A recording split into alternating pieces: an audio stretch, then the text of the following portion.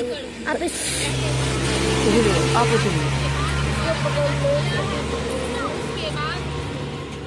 लाओ, मैं वीडियो बना दे रही हूँ आपको।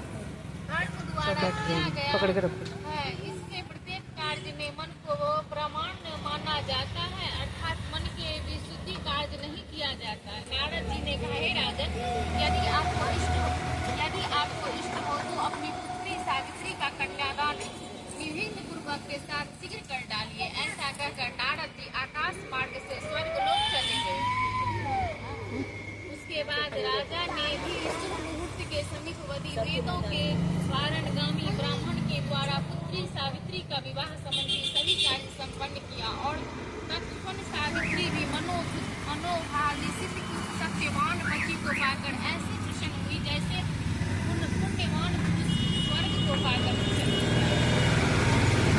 इस आश्रम में कुछ समय रहते हुए उन सावित्री का और सत्यवान के कुछ समय व्यतीत हुए। उस समय केवल एक भार्या सावित्री ही होती थी। इसके चित्त में रात दिन जो नारद जी की बात कही हुई बात याद बनी रहती थी। उसके बाद बहुत दिन हो जाने पर वह समय मरण काल का आ गया जिसमें सत्यवान को मारना था। अतः सावित्री नारद जी